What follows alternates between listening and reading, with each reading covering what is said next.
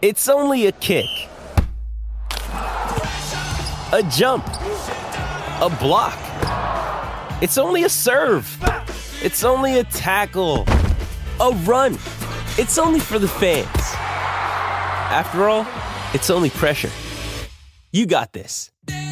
Adidas. With threats to our nation waiting around every corner, adaptability is more important than ever. When conditions change without notice, quick strategic thinking is crucial. And with obstacles consistently impending, determination is essential in overcoming them. It's this willingness, decisiveness, and resilience that sets Marines apart. With our fighting spirit, we don't just fight battles, we win them. Marines are the constant our nation counts on to fight the unknown. And through adaptable problem solving, we do just that. Learn more at marines.com. Okay, round two. Name something that's not boring. A laundry? Ooh, a book club. Computer solitaire, huh? Ah, sorry, we were looking for Chumba Casino. That's right, ChumbaCasino.com has over 100 casino-style games. Join today and play for free for your chance to redeem some serious prizes. ChumbaCasino.com. No purchase necessary. Void where prohibited by law. 18 plus. Terms and conditions apply. See website for details.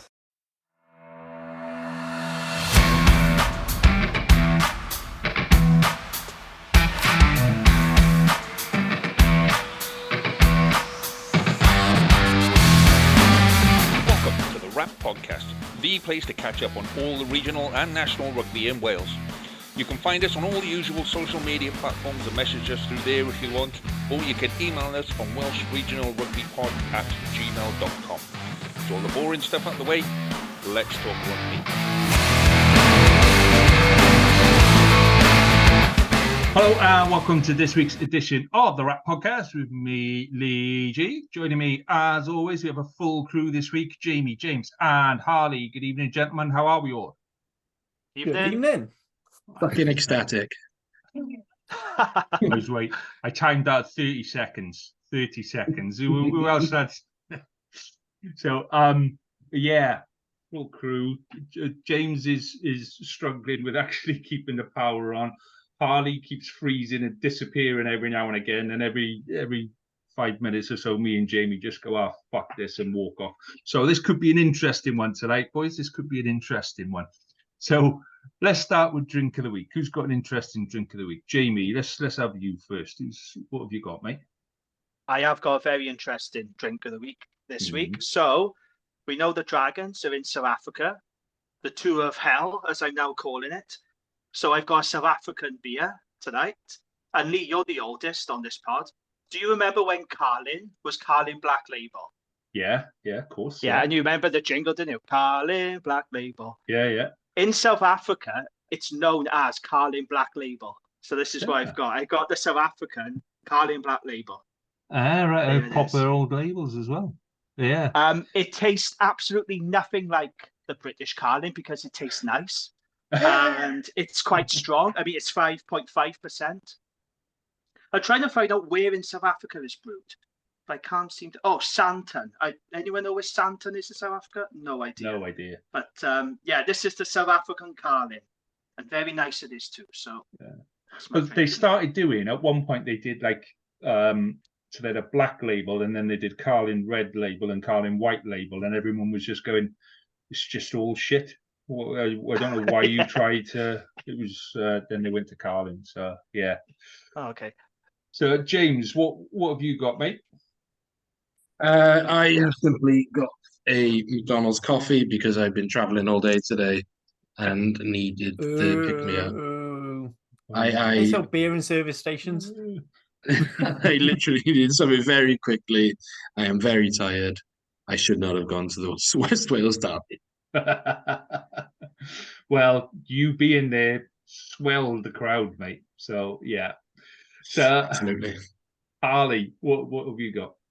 Well, you can't tell what it is just from the glass. I've brought the actual bottle it come from. So I've got myself something that I think is better than Kraken. Rum. So it's a similar black rum, but it's called Beckford's Black Pill. Okay. It's got a very nice bottle. It's a distiller in Bath. I met the guy who actually started up the thing, and he basically said, "I made this rum to kick Kraken's arse out of the water, and it does. So it's I will not rum, tell you yeah? what the ratio, and because it's black, I could have just had it in the bottom of the glass, and you have no idea how much of this is rum. I'm thinking all of that. I'm thinking the whole lot of that is rum. I'm thinking I it's think if we'd lost by a score again this week instead of once again beating South African team, we seem to be the only regulars at it. It probably would have been all rum. Moving swiftly on. So I went to a Christmas food festival thing, Christmas craft fair type thing. And normally there's last year there was like 5 different breweries there. This year 1, but then there was also lots of distilleries. So some of the distilleries, there's a local rum called Barty D. So Barty D rum, and they make a Barty D cream rum. Oh my lord, absolutely perfect. So there's a couple of bottles of that downstairs, and then so tonight's beer for me is from the Pembrokeshire Cider Company. So this one is the William Marshall cider, which is nice. It's a medium. I tried one of their dry ciders. Oh my god, you literally have a dry Did your cider. face invert? It's like and you're like trying Proper to cider. lick stuff. There's dry and then there's like arid, but it's good stuff. This is the medium cider, so it's quite nice. But then they do a distilled cider rum, yeah. And I had some of that. Fuck me, I nearly fell over. Yeah, you get these tiny little pots like that. And you go, oh yeah, bam. Oh my god, it was awesome. And then 3 lots. So we had Bailey's hot chocolate, Barty D rum hot chocolate, and alcoholic orange something hot chocolate. I was slaughtered. Mrs. spent fucking hundreds. I didn't give a shit. I was absolutely slaughtered. So anyway, that's my drink of the week. So I can't be asked to do a news desk intro this week, Jamie. You've been saved this week, but I have got a good one there. I'm just going to save it, and then as we move into Christmas, I'm going to work out a Christmassy one as well. So cannot wait. Brilliant. Okay, then let's get into the news, shall we? Quite a bit of news to get through. So on Friday night, there were reports emerging in the French media that a deal was done for Provence Rugby to sign George North from the Ospreys. The BBC have said that it's in advanced negotiations and no deal has officially been completed. Reports are suggesting that North will earn in the excess of 300 grand next season with a second division club. So yeah, I think it's highly likely he's going to leave. No one can blame him. The reality is now, the way with the payment system, the WRU are not paying that 80% anymore, and the region's paying 20%. They have to pay the full wages.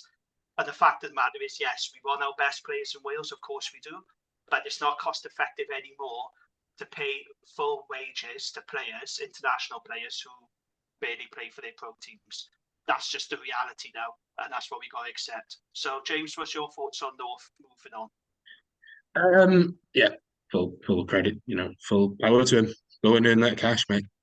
I have no ill feeling towards George. Every time his performances may not have been always amazing in Ospreys jersey in the limited times that he has played, but he's put on the jersey. He gets on with everyone at the club by all accounts. He's not driven by ego. Go and get that bag, as they say.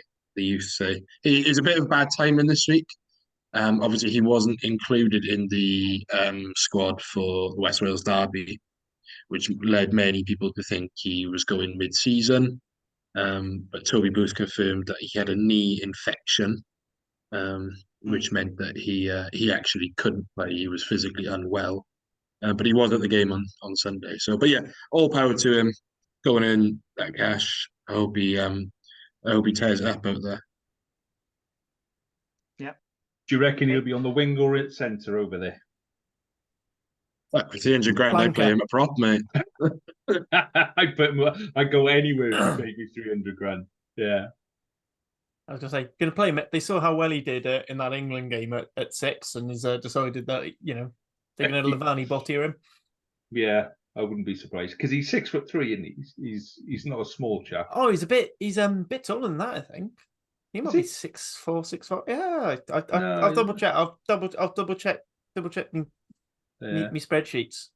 Yeah, I put him in a blind side. He's probably better there. His defensive frailties are less exposed. Next. Got some Scarlets news for you now, then, Lee. Yeah. So Scarlets are going to play. We'll come on to that later. Scarlets will play Exeter Chiefs in an Anglo-Welsh derby at Sandy Park in February. That match is going to take place on the same day that Wales face England in the 2024 Six Nations, which is Saturday, February the 10th. Some signing news. Scarlets have signed tight head prop Joe Jones from Sale Sharks. Jones made 11 appearances for Sale last season. His previous clubs have included Cardiff, RGC, Perpignan, Doncaster Knights and Coventry. And Wales Online are reporting that the Scarlets are closing in on the signing of highly rated South African hooker, I don't know if I got his name right or not, Edwan Swart from Currie Cup team, the Pumas. So what do you make of that, Andy? The transfer and the rumour? Well, first of all, the Exeter game, everyone's a bit pissed off about it, to be honest. Not everyone. So quite a lot of hardcore Llanelli supporters, and we need to separate the two between Llanelli and Scarlet supporters, because that game, the whole point of Llanelli pulling out of the Premiership was that they were going to be the Scarlets development team and they would be playing games when Scarlets didn't have a thing and all that kind of stuff. So that was a load of shit to start with, and that's pissed a load of people off, that the idea that Llanelli would be still existing and this, that and the other. So that's pissed off quite a few people, and I don't blame them. There are issues between the club and supporters at the minute that aren't being resolved, and the club just keep shitting on people, and it's not going down very well. So yeah, that aside, Joe Jones, no idea who he is or how he plays or what he's like, and Ed from the Pumas, he was meant to be here a couple of weeks ago, we were told, but it's been waiting on permits and this, that, and the other, and we believe that the reason that he is coming is as a long-term possible replacement for Ken Owens, which is why it's been a bit sensitive. Obviously, Ken is still injured. They're still hoping that he'll be back, but it's looking less and less likely, in all honesty. And he's got quite a serious back problem. That, if you've got a serious back problem and you're a hooker and you're mid to late 30s, the last thing you want to be doing is going into a scrum with 200 kilos going one way and 200 kilos going the other way, and you're in the middle trying to hook a little white ball back. So yeah, don't know what he's like, so we'll see what he's like when he comes. Oh, and Plumtree out as well, which Yes, I was just about to come on to that. So Tame Plumtree is set to miss at least the start of the Six Nations after Scarlets coach Dwayne Peel revealed he is likely to need surgery. Peel was quoted as saying he is not going to be fit for a while and likely to need surgery on his shoulder. So bad news for Scarlets and bad news for Wales there. Yeah. And then, sorry, do you want to? No, just like, fuck it.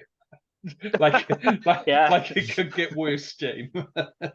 I know. When it rains, it pours in there. So just one last bit of news then, involving the Dragons. So head of performance and conditioning coach Dan Barr, he's been given an official one-game ban by the URC last week for his spat with referee Ben Whitehouse and that win over the Ospreys. So the URC have given him a 4-game ban, but 3 games of those have been suspended over the course of the season, and he's got a £2,500 suspended fine. The Dragons have also been given a suspended £5,000 fine. So if he steps out of line again, he's going to cop another 3-game ban and a hefty fine. So I have no problem with that, by the way. I think, the URC have dealt with it well. Di Flanagan did say they were going to deal with it in-house, but it was always likely that the URC were going to giving them an official ban. So lessons learned. Let's hope it never happens again. But that's the end of that. That's the end of the news. Right, okie dokie. Well, let's crack on with rugby stuff then. And in chronological order, Harley. Let's start with. I think if Harley smiles anymore, that his ears are literally going to be connected by his teeth. So go on, talk us through Friday night, Harley. Well, it was a much needed bonus point win for Cardiff. Yeah, it was quite good. It was nice to see the attacks after a really wobbly first 20 minutes, which saw Stormers go 40-0 up. We seemed to sort of kick our asses together into gear. We actually saw leadership on the pitch. So scrum 5 mic'd up Ellis Jenkins, and you could hear him basically going through and saying, like, this is the play now. This is where you're going to go stand. You're going to go this, but you're the dummy. Okay, but sell it like you're going to get the ball. Got it. We got to see Big Mac and Fries. Big Mac and Tries off the base to win it at the end. It was just a great game. I think I was talking to a couple of other people. I managed to find, just before I left, the few people who actually watched the URC in the whole of the University of Exeter, and they thought it was a great game. Then cried because they're both Dragons fans. That wasn't meant for comic effect. That was just actually how the conversation went this morning. I thought it was a great game. I loved it. It was Cam win it again, showing he's just immense. Mason Grady has a massive chip on his shoulder for some reason, and I'm loving it because he's just running through South Africans like they're paper men. And you're just going to leave it there. You're just going to drop the mic and walk out and go, yeah, fuck you lot. We've just done these bastards, and off you go. Yeah, cool. Fair enough. It was short and sweet, wasn't it? I was expecting a further analysis of that win. Just wait for Cardiff Central later on. I was expecting at least 10 minutes of Harley going on then. There were visions of last year in Sharks. I'm going to stretch it out through the season because I'm just going to go, do you remember when we beat Stormers 2 years in a row? Do you remember our last win, guys? Damn right. I'm going for that. To be fair, Jamie's going to live on that Ospreys victory for years to come. And quite rightly too. Yeah, the Ospreys were shit in that game, weren't they, Jim? I thought they were fucking awful. Imagine how awful you'd have to be to lose to a team that awful, Haley. I know, fucking ridiculous. you can tell by my language tonight. So I was going to say that I thought that the Cardiff defence on Friday was probably the best it's been for the last couple of seasons, to be honest. Apart from the first 20 minutes, I don't know why, but those first 20 minutes just couldn't defend Toffee, and they just walked through you. And I thought you boys are in for a really, really long night. I thought this is it.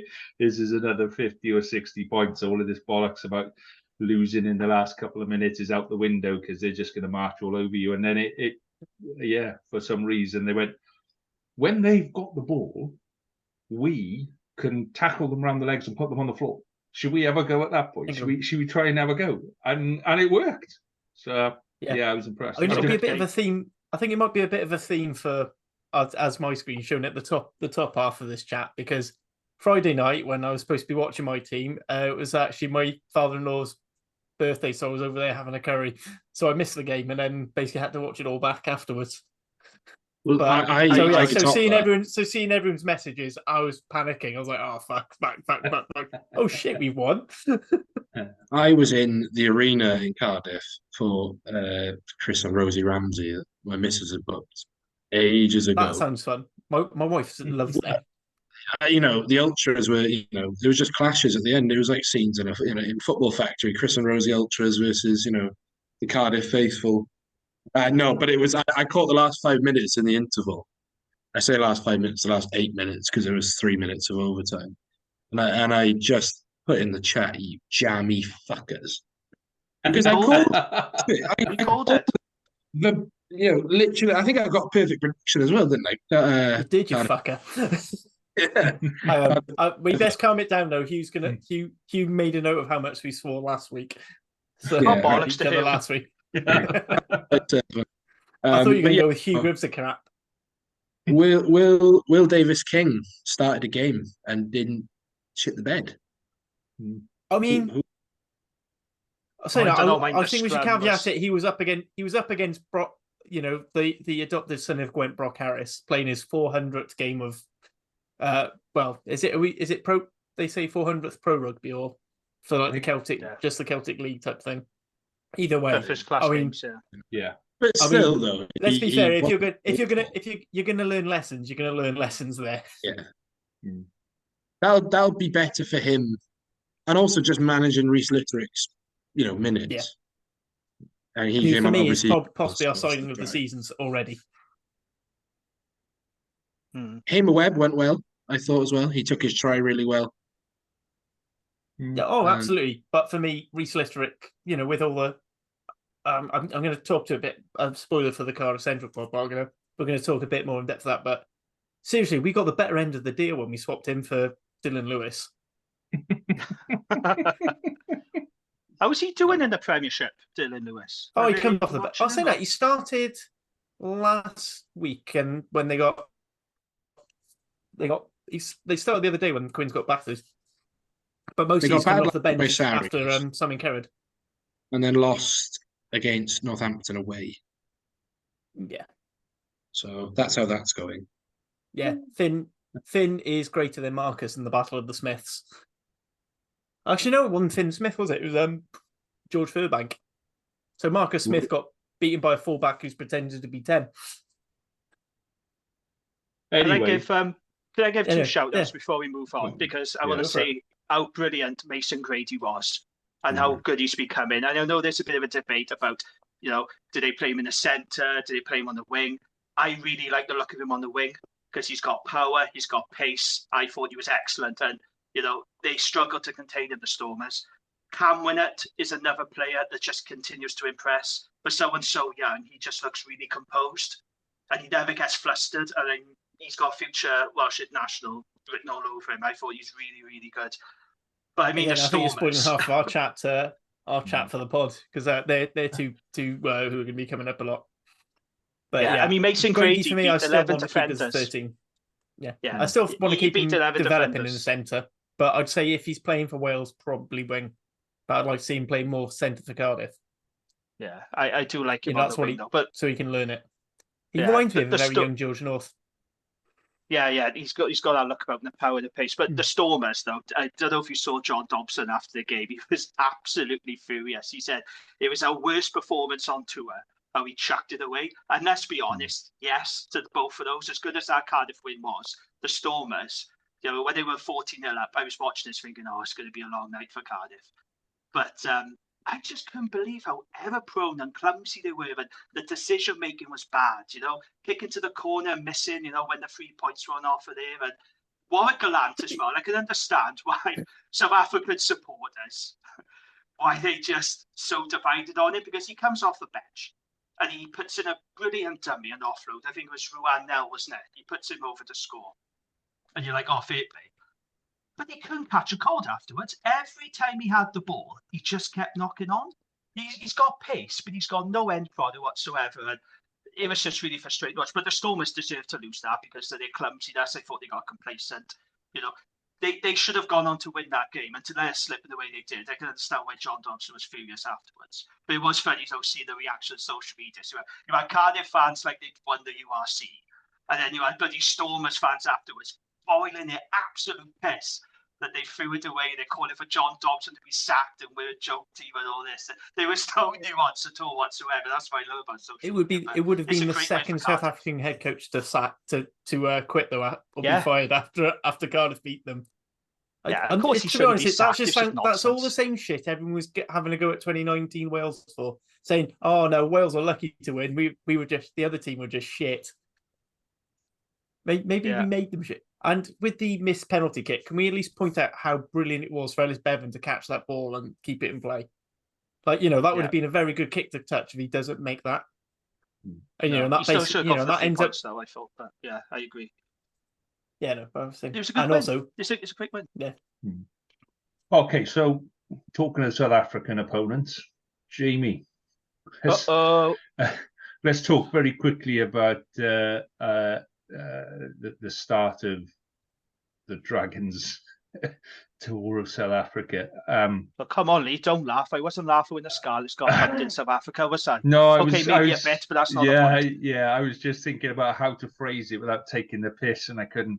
So, yeah, I mean, I watched that game about halfway through. I thought the Dragons are doing okay, and then it just seemed to, I don't know, the floodgates open. What did you make of it? Well, I mean, where do you start?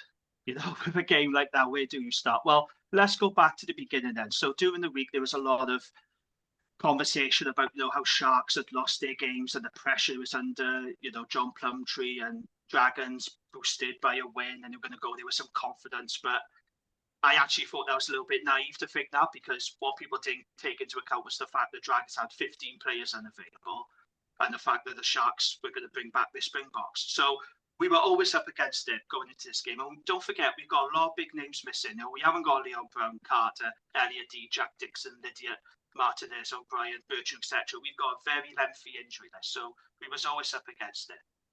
And then the teams come out on Friday and you look at the Sharks side. You know, Etzebeth, Lucano Am, Makosi Mapimpi, Jaden Hendrickson. You got the likes of Ox Nation, Grant Williams on the bench. So straight away you knew this was going to be a very different Sharks team to the one that we've already seen in the URC. And the first half, but I actually thought Dragons did okay in the first half. We were still in the game. Yes, we was completely under the cosh. The scrums, my goodness. I tell you what, I've watched a lot of rugby, right? And I've seen scrums get dominated. I have never seen a scrum get absolutely destroyed like that, like the Dragons did on Saturday. It was horrible to watch. And you know, I'm not a fan of Chris Coleman at the best of times, but my goodness, he got turned inside out. He was out of his depth horribly. I'm not surprised he saw a yellow card. It was just an absolute disaster. It was literally watching a scrum on roller skates, and we had no platform whatsoever. And then in the first half, we lose Ollie Griffiths, we lose Will Reid, and we lose Kai Evans. So we haven't got any fly halves. We haven't got a full back. It was just a perfect storm. But to go in at 27, I actually thought we did okay. The second half, though, I mean, it was horrible. There was one-way traffic. I mean, once Eben Etzebeth scored that bonus point try, the floodgates opened, and yeah, it was really, really difficult. And I don't really know what to say about it. I just thought the Dragons were out of their depth. They were overpowered. You know, you saw Dave Flanagan after the game. I saw his interview, and he just looked like, you know, clueless and crestfallen. He didn't know what to say afterwards. He's like, well, I don't know how we contain the power. It was a really, really tough day. I mean, do I think it should be 69 points? No, because although I thought we worked hard, we were the architect of our own downfall at times. We did shoot ourselves in the foot. You know, you got things like players turning their back in the build-up to Eben Etzebeth's try. You got Naira Owen kicking the ball dead in a promising position. You got Rio Dyer just lobbing a wild pass infield, which leads to one of their tries. I mean, he wouldn't do that for Wales, so why would he do it for the Dragons? You know, if Warren Gatland saw him do that, he'd get dropped, because that's unacceptable, just lobbing a pass like that. You know, Theo Tomkinson throwing a really lazy intercept pass. It's tough in South Africa, but when you're up against it, against a powerful Sharks team, loaded with Springbok, World Cup winning Springbok players, the Dragons never stood a chance, and it was a very, very painful viewing. It was tough. It was tough to watch, and we got no fly off now going into the Lions game. Don't know what we're going to do there. I suspect Steph Hughes will play. I know there's some rumours about Matt O'Brien, our backs coach, possibly getting the gig at 10. I don't see that happening. I don't think that'll happen. I think it'd be Steph Hughes or Naira Owen or Jordan Williams. Jordan Williams at What 10. Were you going to say? I'd rather have Matt O'Brien. I'd honestly rather bite the bullet and go with Matt O'Brien than Jordan Williams at 10. I'll be honest, I'd rather them go to a local park during the week and just pick anyone and say, you play 10 than Jordan Williams at 10. Is Mike Phillips very available? creative fullback. Make himself available for South Africa tours, didn't he? See, I've seen. Yeah, he was. Was it during the Pro 14 back when he was 14? He came in to play for the Cheetahs and Southern Kings, but he only got the one game, I think. Yeah, if I remember rightly. when Jordan Williams played 10 for us a couple of times, and every now and again he does pull out just something fantastic. He's one of those players that's really frustrating because when he's good, he's just fucking amazing and nobody can touch him. And when he's shit, it's a Saturday. So, he's really frustrating that you can see that he could be a really top class player. He just, I don't know, he just tries too many things. I think he tries too hard. And when he's at 10, he's got the ball so much. Like when he's at fullback, he maybe has the ball 5 or 6 times in the game. So he maybe fucks up 50% of it. But then he might score 3 tries and he might give 3 tries away. When he's outside half, he's getting the ball 25, 30, 40 times a game. And if he's fucking up 20 opportunities, then that's where it looks worse. But he is an outstanding player when he's good. I think he'll play a fullback, if I'm honest, because we haven't got a recognised fullback. So I think it's likely they'll see Steph at 10 with Jordan at fullback.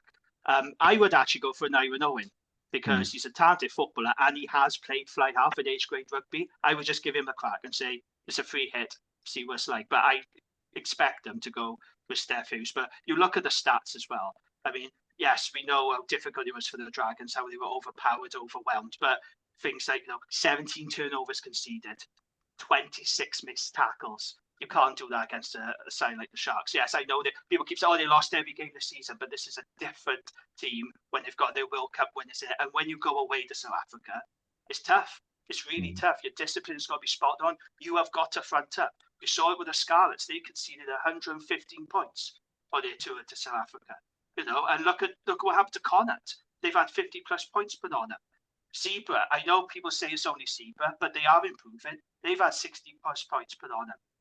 It's a very, very tough place to go. And if you can't front up, you're going to get battered. And I got no idea, by the way, how Di Flanagan now picks the players up off the floor and go right, to go again against the Lions. Because the Lions looked really good on the weekend.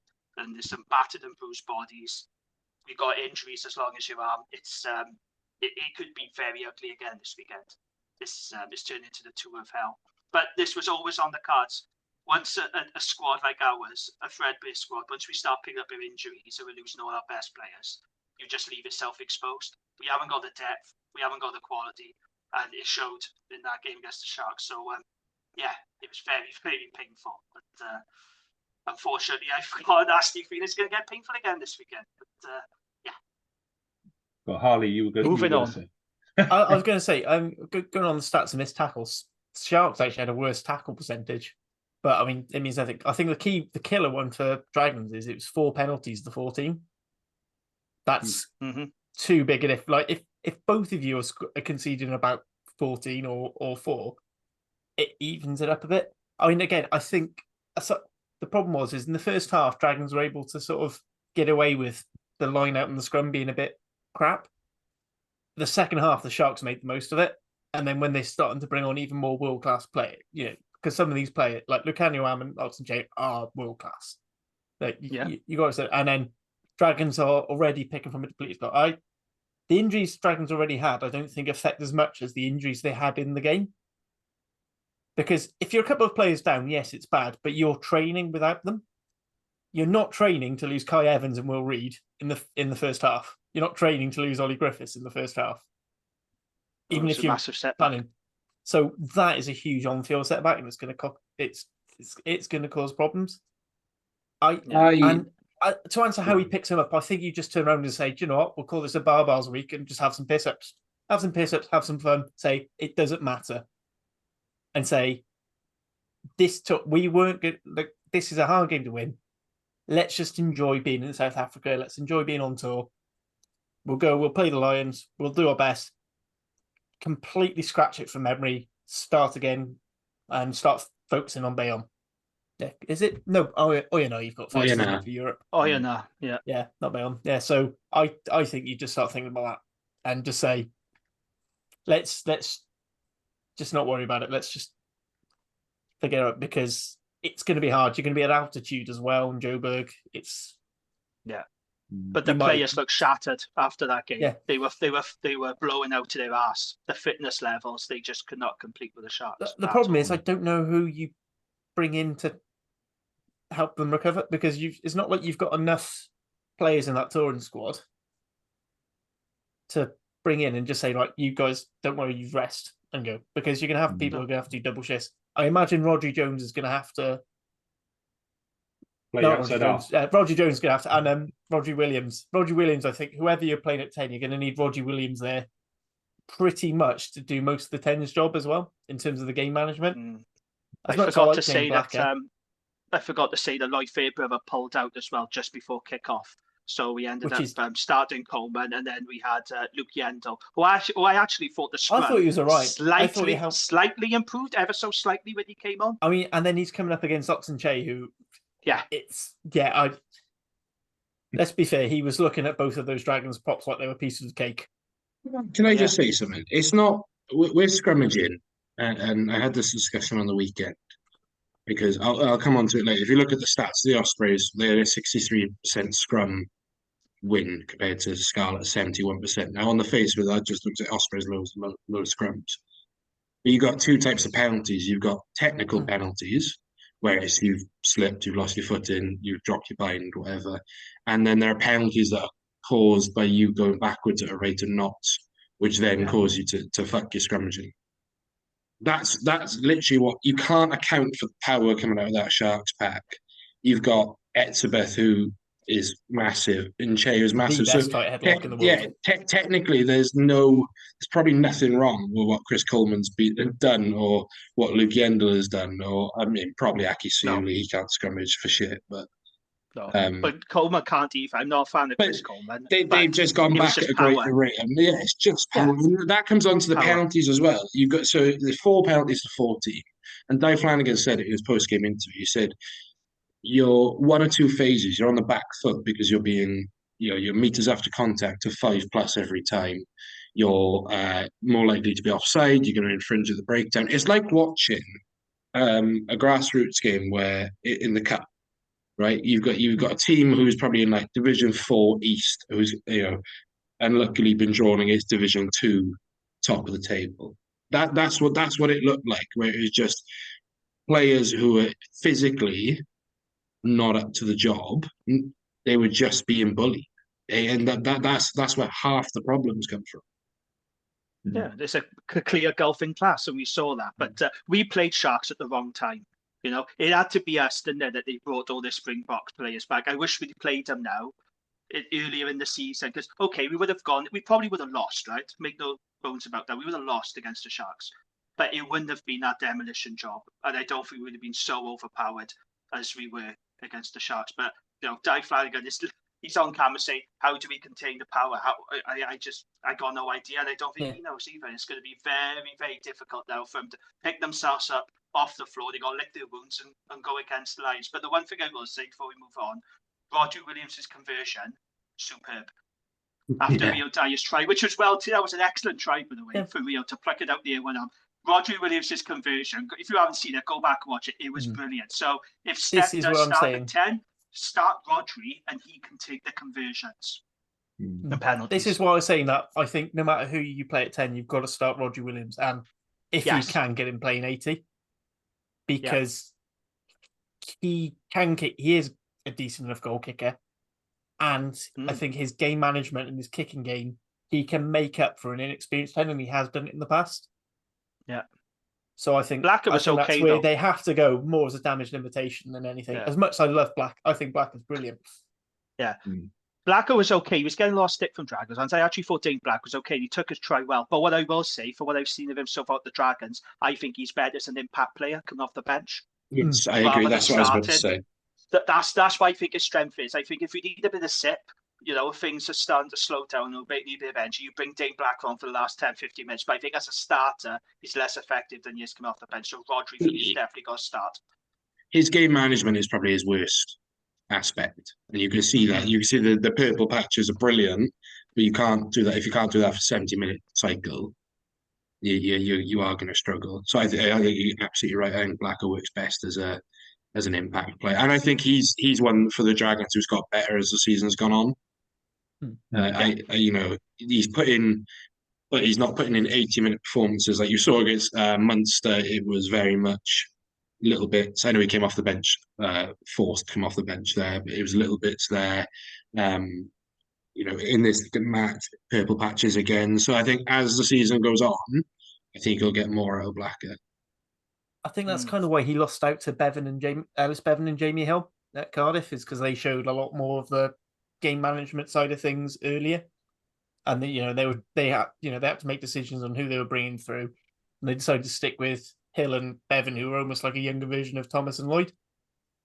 And sort of as great as Blacker was, if he did get his chance for Cardiff, he sort of it was a case of, well, we've got to get rid of one of them. These two look like they can do all the other jobs sooner. So unfortunately, he's had to go via Scarlets to, he's eventually done the Cardiff thing of sending our scrum halves we don't really need over to the Dragons. Took a detour. Anyway, I can just see the flashbacks of Jamie thinking of Lewis Jones there. You had to rub it in, didn't you? I'm already feeling low about myself. Lewis Jones. Like I wasn't having a shit enough night as it was. I know, rubbing it in right on now. I'm just here to spread chaos. Right, let's get this bit over and done with then, James. Go on. You can go first, mate. I was out. I still haven't seen the game. Convenient. I know. So were the Scarlets, mate. Don't worry.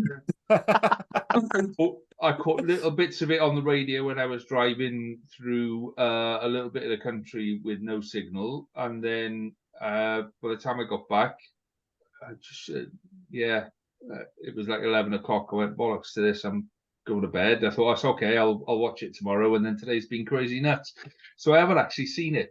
And I got to do a whole pod on it after this, just that one game. So I'm looking for your inspiration. All right. From the gloating aside, Scarlets were poor. They offered absolutely nothing through that whole game.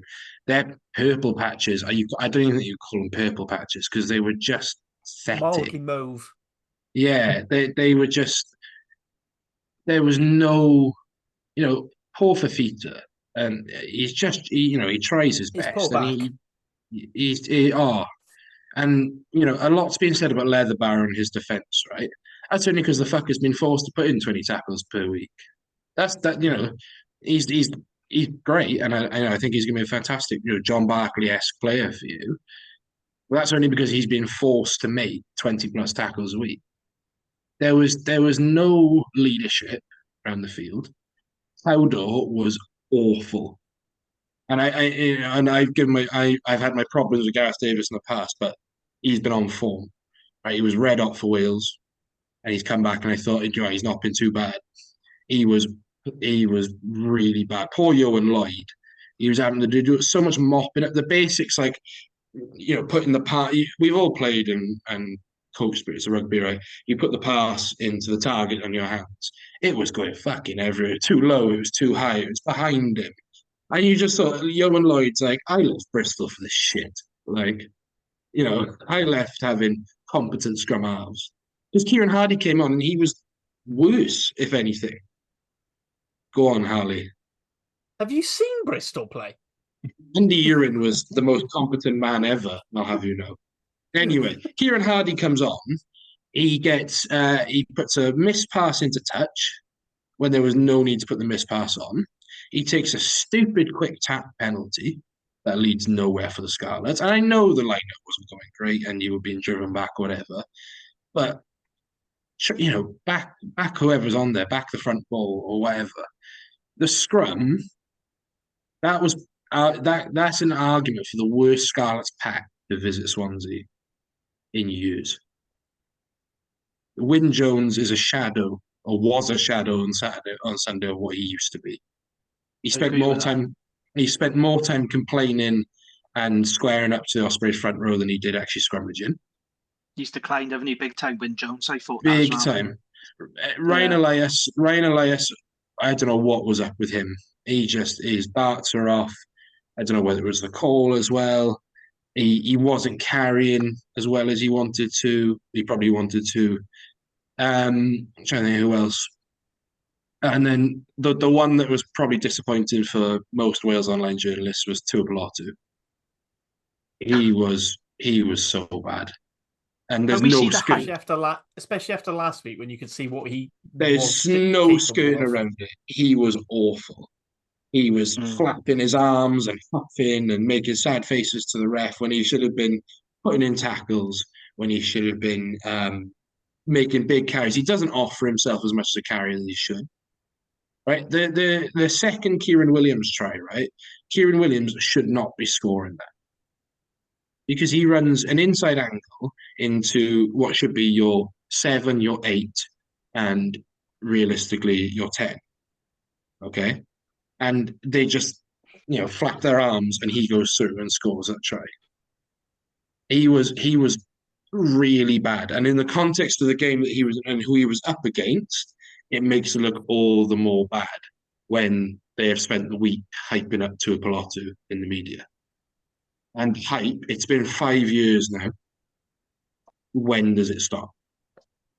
When does it stop? And Scarlets fans are starting to see it as well. I've been on Scarlet Fever all day having a fucking laugh. Right? My fingers are paying.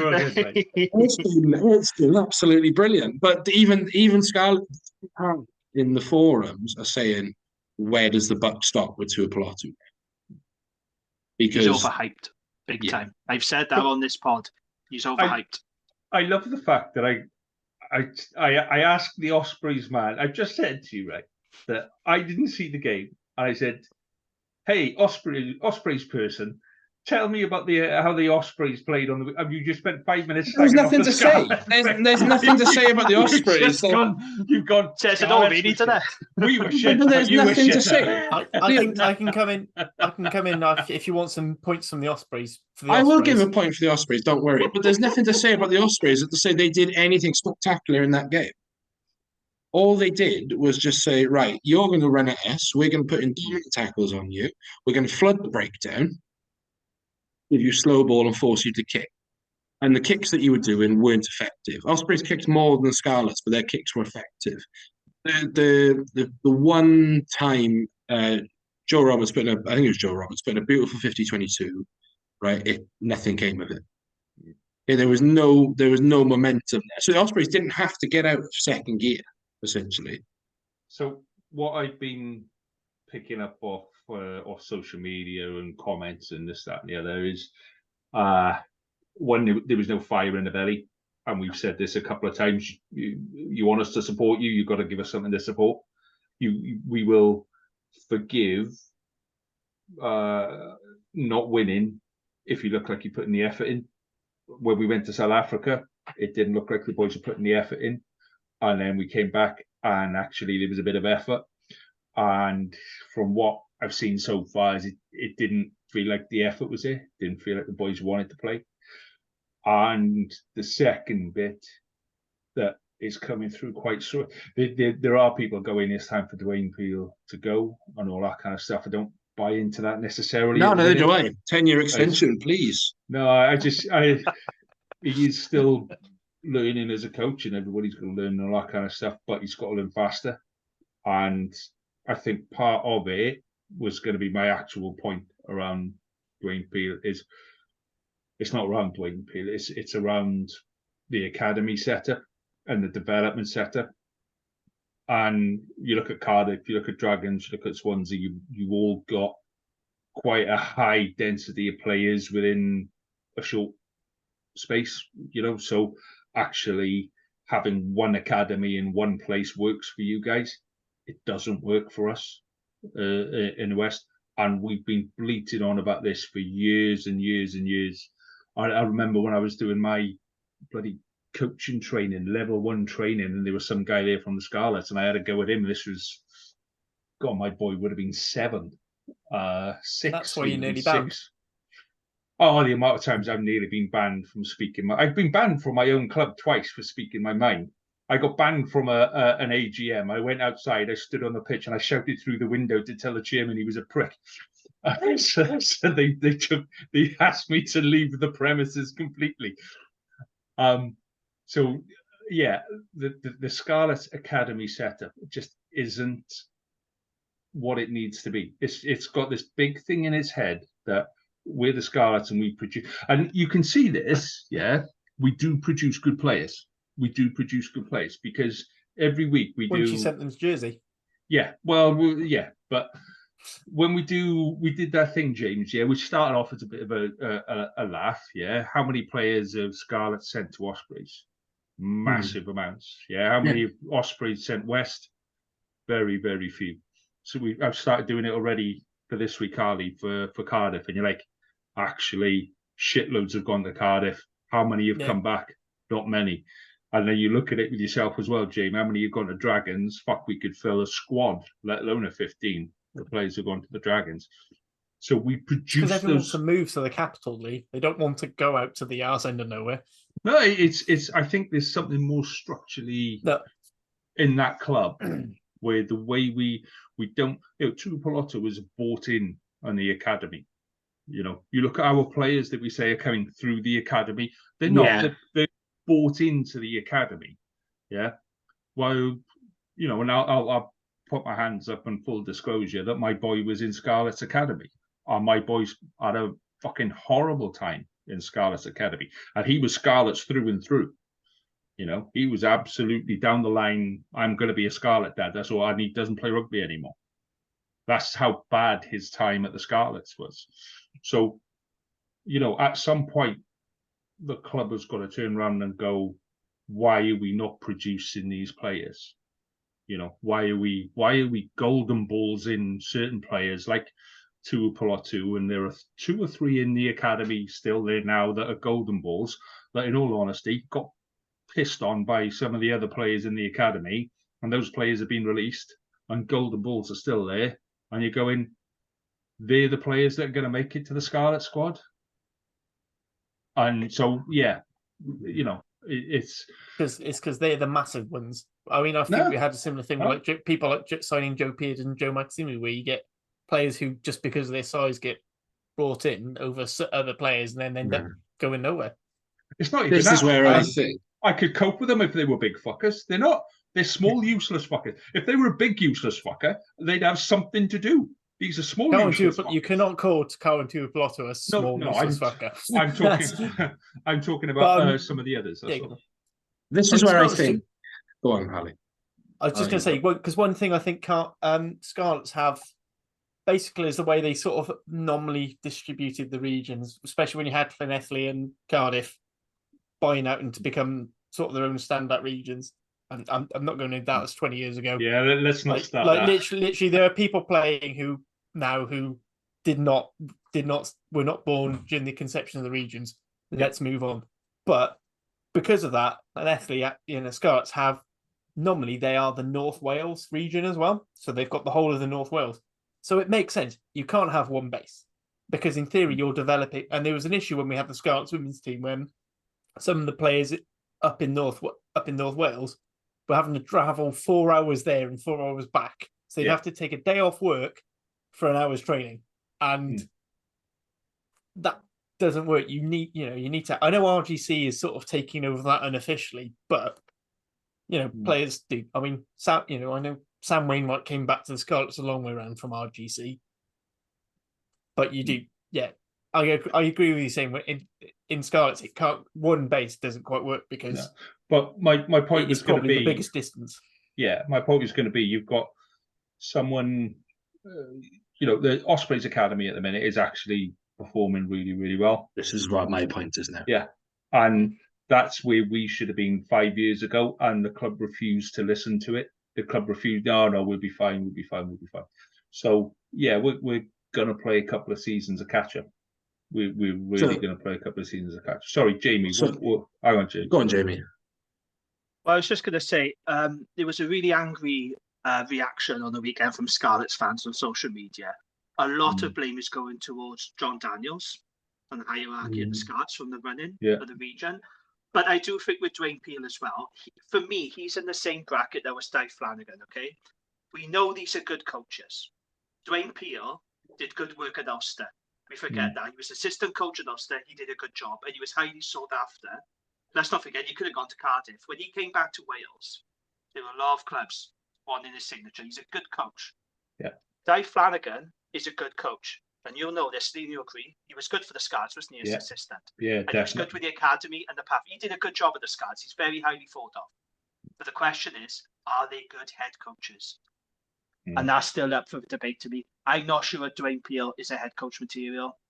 I'm not sure if Dave Flanagan is head coach material. I feel more sorry for Dave Flanagan because he hasn't got the tools to work with there at the Dragons. That's just a fact. He hasn't got the quality, the depth, or the budget. I know we all work off the same budget, but it's going to be a harder job, though, for Dave Flanagan. But if you look at last season, right, Scarlets struggled. What happened? They brought Lee Black in it.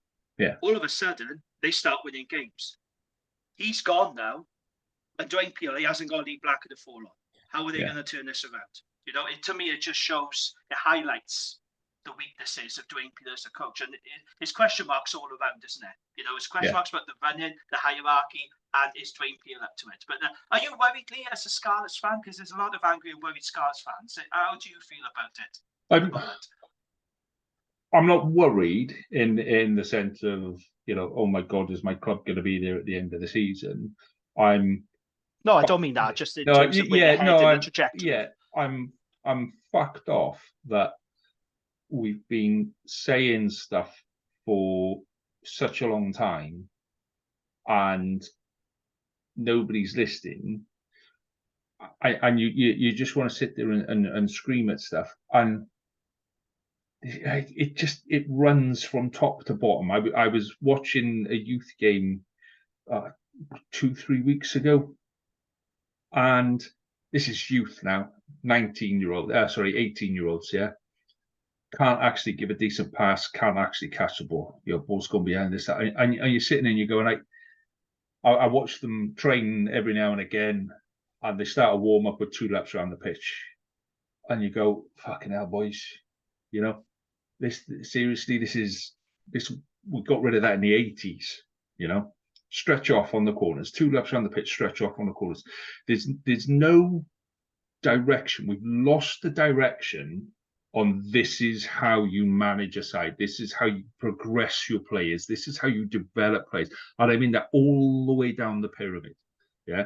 And that comes from the top. And I think with the Scarlets, we assume that the top of the pyramid will just look after the top of the pyramid and then everything will be fine.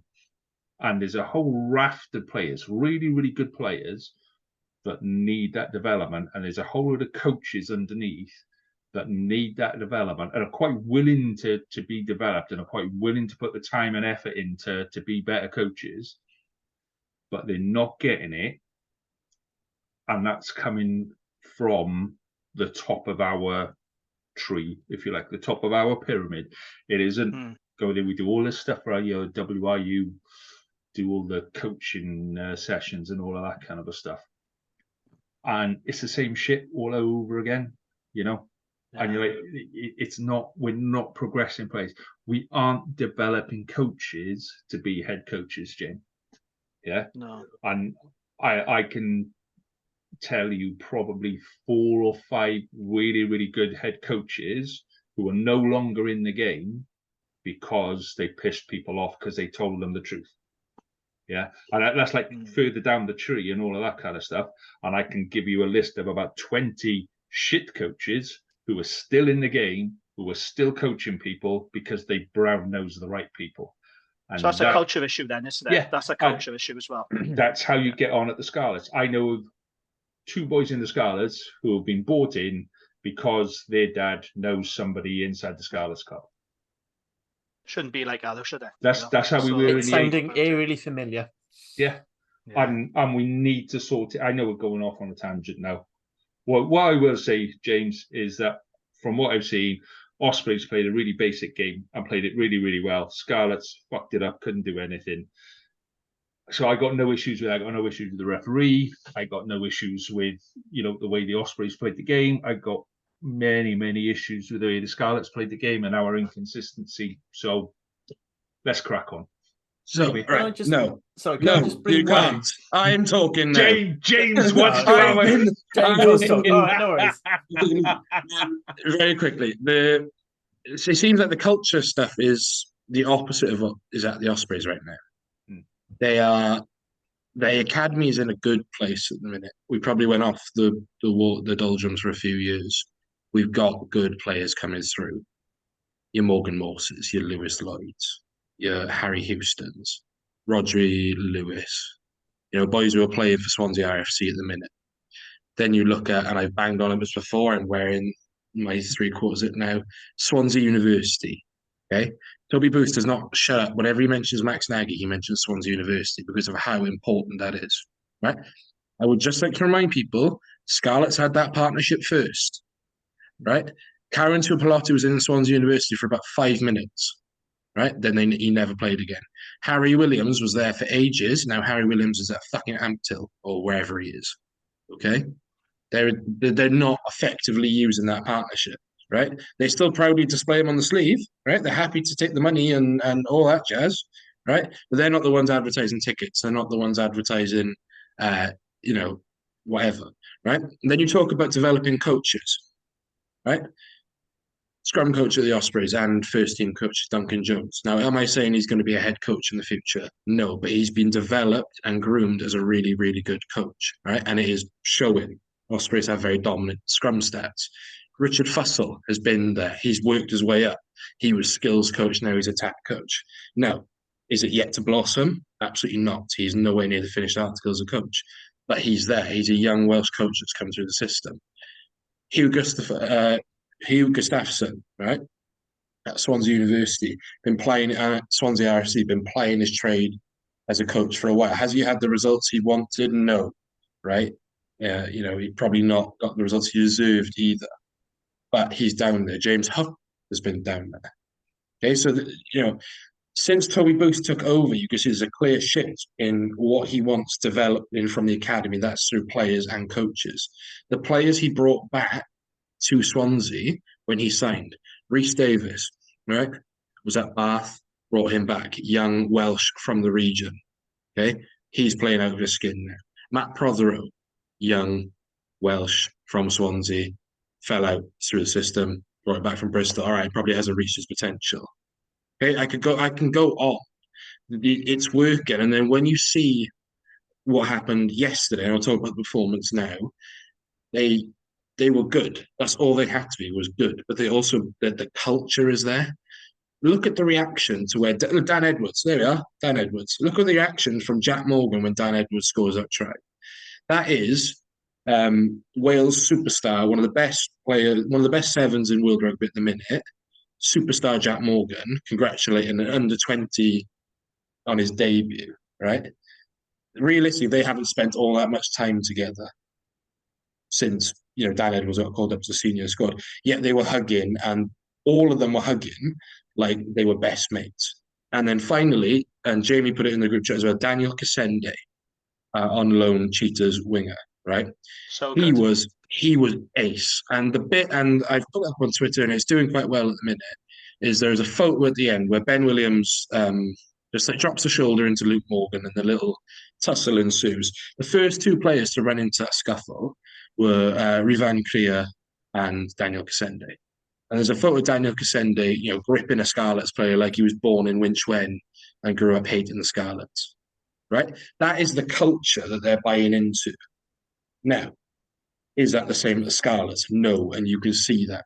So while, yes, I am so happy with the individual and team performances of the Ospreys, right, and they were deserved winners, 4 tries, probably could have scored more. They didn't score a point after 20-odd minutes. 90-odd% tackle completion. It ticks all the boxes, right?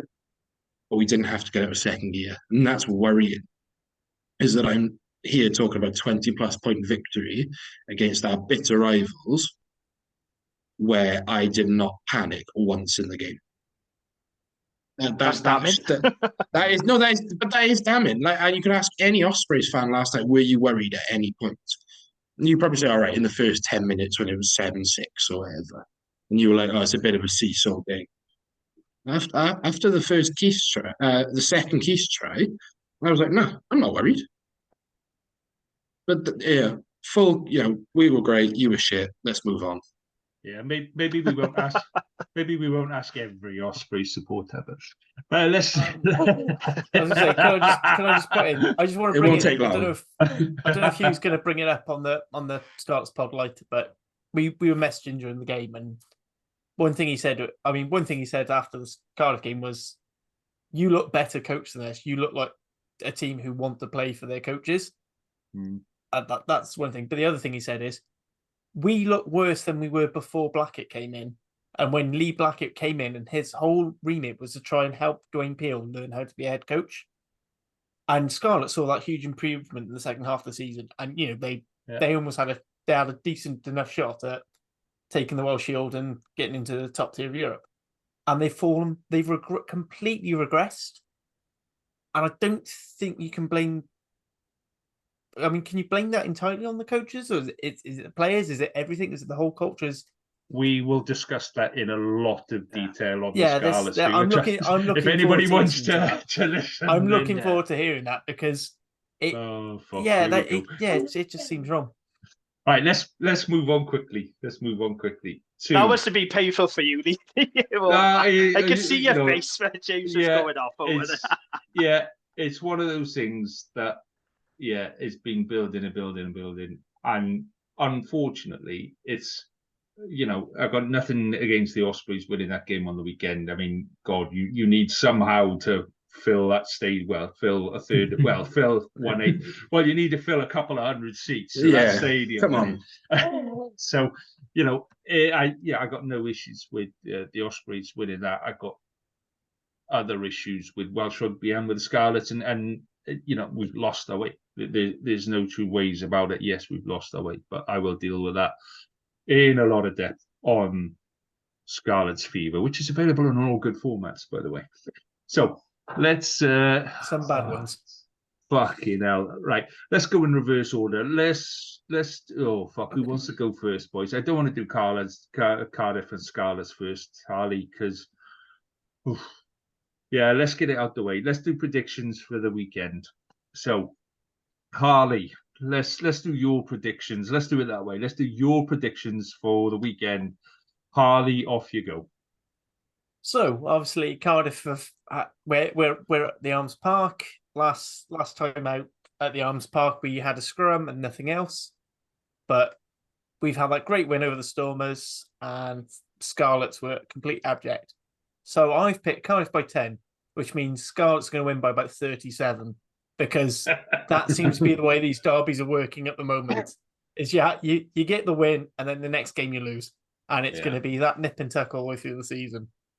I mean, looking at it, I feel like Cardiff seem to have got their mojo. The attack's finally starting to click. Apologies if you can hear the baby going off. I still think Cardiff's going to be a win, but knowing my luck, because the only other time I predicted Cardiff would win was against Scarlets, and we lost. So I remember that one well. Lions and Dragons, then. So you got Cardiff by 10. I've got Lions by 30 purely because Dragons are literally going to be playing their backs coaches, their fly half or reserve fly half, and then Benetton Ospreys, I've been umming and ahhing. So I've before I put it down on the sheet, I swung between Ospreys by 1 or 2 points to a draw, to Benetton by 3, then Ospreys by 4. Then I've finally settled on Ospreys by 3. Sorry, Benetton by 3. I've got it wrong on the sheet. I've got the sheet in front of me and I got it wrong. Benetton by 3. And the only thing I'm saying it is because Benetton at home, and it's a similar thing to the Ospreys by 1, pure vibes. Right. Okay. James, Scarlet's trip to Cardiff. What's your prediction, my friend? Cardiff by 12. I genuinely can't see. Scarlets are going to have to go digging deep this week to find a performance like that. Mm-hmm.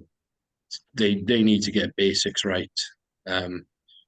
Genuinely wouldn't be surprised if you see Archie Hughes back in, just for that drop in the stink at 9. Either of them, because they both just didn't look like they wanted to be there. you're going to need some serious rejigging of that pack because Reece Litterick is going to be fancying Wyn Jones a lot after watching that on the weekend. And you best hope that you better just wrap Via Fafita up in cotton wool, because otherwise I can't see you having any parity up front. Johnny Williams needs to have a look at himself again because he was. I ask you to talk about Cardiff and Scarlets. You just spend another 10 minutes. He was shit. What do you want me to say? He's going to have. He lost the battle of the shit 12 Welsh 12. He's going to have, Willis or Ray Lilo or Mason Grady running at him and Ben Thomas, and he looks abject at the minute. But yeah, so I think Cardiff just have too much. You look at the way Ellis Jenkins got them going. Tinas Tabia playing on the front foot looked really, really good. That try, the Hamer Webb try, if he can do that regularly, he's going to cause teams problems. So yeah, Cardiff at home, absolute fortress. Okay, and it's where all the Scarlets fans live anyway, so it's going to be a sellout. Lions and Dragons. Oh, hey, Lions by 30, 35. Let's go to 35 just to be different. Again, they put how many to put on the Zebra? 67 was it? Something like that. They can't. 62, I thought, was it? No, either way, and I thought that was a nice looking Zebra side. I thought for it, they'll score some tries over there, and they didn't. I know that was the Zebra side that drew the mighty Cardiff. Yeah, exactly. 61 points they got on them. And then finally, what's the last? Oh yeah, Benetton. I think we're going to be sending a weekend team out because we've got Benetton 2 weeks in the trot. For people who don't know, we've got them away in the league and then at home in Europe. Toby Booth has said at the start of the season we want to target the Challenge Cup. So I can see us sending not a week squad, but a weekend squad. So I'm going to go Benetton by 8 there. Oh, far off. I'd already written down under your predictions Benetton by 7, so I wasn't far off. I'm quite impressed with my predictions of your predictions. So, Jamie, what do you make of Cardiff and Scarlets, mate? It would be peak Cardiff if they lost to the Scarlets on the weekend. It really would, because they've always been, I don't know if I agree, to me, Cardiff have always been that really inconsistent team where they'll pick up results against teams they're not expected to, but then in the games where they are expected to, they seem to fail. And I wonder, look, it was a really good win against the Stormers. Are they getting a bit too carried away at CF10 now with that win? I wonder, And the Scarlets, they did beat Cardiff, didn't they, already this season? Yeah. They do, to be fair, the Scarlets do well against Cardiff. They know how to beat them. And they will have good support because they all be coming up from Pontcanna. So it's going to be a sea of red there. What was you going to say, Ali, before I make my prediction?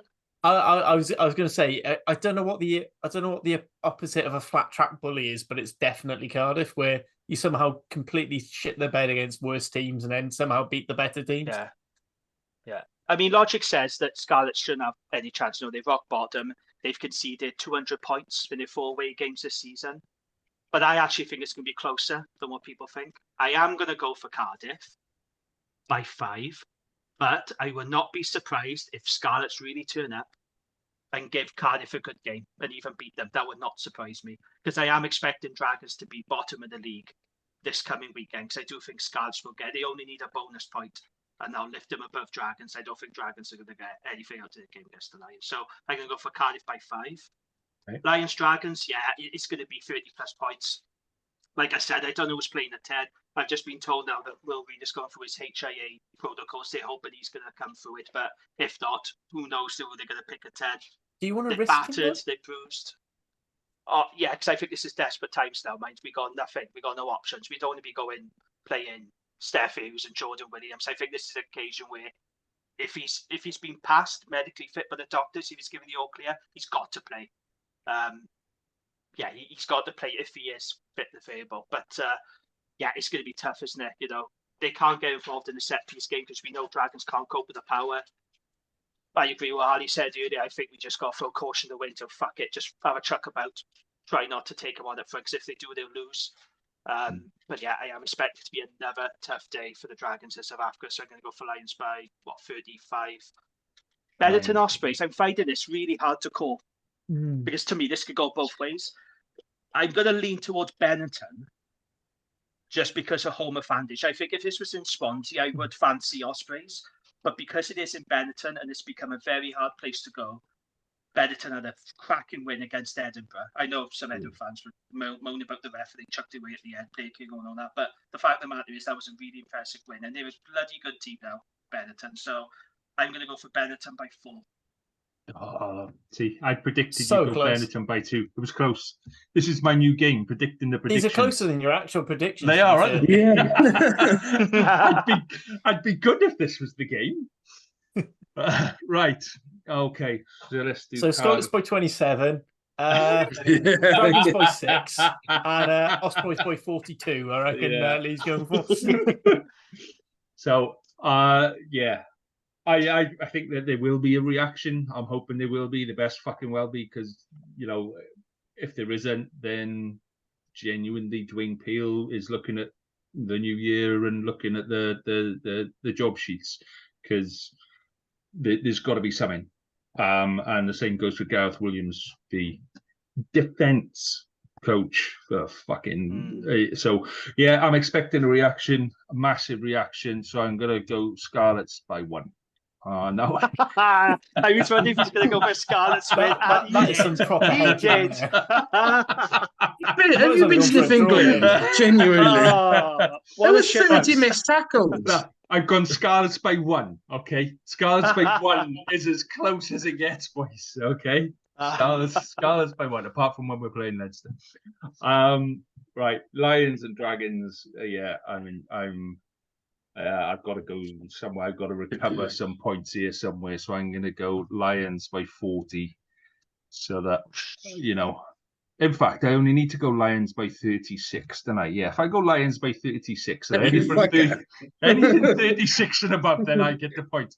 Fuck off. You three, out of the 4 of us, you 3 all scored 4 points because you had the same score. Shark score.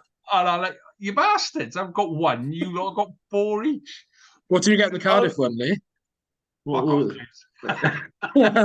Out of interest, who set up the scoring system for this league?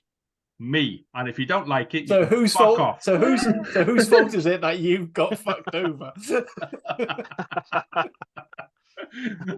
Anyway, let's focus. Watch Dragons only lose by 29 now. Yeah, I'd be pissed off. Like, yeah. Okay, Benetton and Ospreys. So again, I'm gonna go Benetton by 10 on this one, just because Benetton at home. A lot of their decent players are back this week as well. I think Ospreys will rest a lot of players, James, and I think Benetton will target this one. So I think it could be a lot more, but it's not a bad thing either. Like from an Ospreys, but I think every fan is, you know, who I've spoken to have said, you know, they would like a Challenge Cup run because they genuinely have a proper chance. And I don't see Benetton. Benetton are flying high in the league right now. They have a big squad, but do they have a good enough squad to compete on both fronts? I don't think they do. I think they really want that playoff spot and qualification for the Investec Champions Cup. So I can see them sending a weakened squad out to us. Yeah. So yeah. That actually raises quite an interesting point. If you'll just allow me quickly, Lee. Do you think it's going to be easier for a Welsh side to get the Champions Cup by winning the Challenge Cup this season? And do you think that if you're Scarlets and Ospreys and you want a Champions Cup rugby, and God knows what you would with the squads we're going to have next season, but do you think the Challenge Cup's probably an easier run than trying to get in the top 8? Well, no, because Scarlets are going to go to Georgia, and their scrum is going to be fucking under pressure. But remember, the Black Line play. It's like the Georgian second team because all their best players play in France. I think it's a really interesting question, Harley, that we'll talk about another time when I can be asked to think about it. Because thinking right now, it's been a tough one for Lee tonight, isn't it? I've had a really shit weekend. I haven't had a shit weekend. I've had a busy weekend, and then a shit game of rugby. I've had a crazy busy day today, and then I knew I'd have to come on and face fucking Smug Boy, and Smug Boy is bad enough, but without Smug Boy and his fucking sidekick, look at me, arsewipe boy, you know, it's too much, boys. Have you looked at the Twitter account today? By any chance? The angry Twitter account is going off. Yeah, no, I haven't. But right, gentlemen, thank you very much for your company this evening. But this is the bit that I like about doing this pod, is that, you know, we can sit there and rip the piss out of each other and all that kind of stuff. And it doesn't matter. It's a game. It's there to be enjoyed. So we enjoy it while it's there, and we don't while it's not. So yeah, thank you very much for your company tonight, gents. It's been a pleasure as always. We'll do it all again next week when I hope the Ospreys get fucking stuffed. And on that one, on that note, gents, thank you very much. Enjoy your rugby. And good night. Good night. Good night, everyone.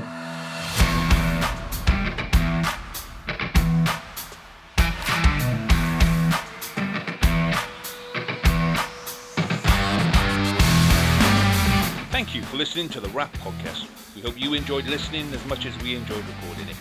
Please do rate us and tell your friends, as it really helps us to grow and get better. We'll be back next week with more of the same, and until then, enjoy your rugby.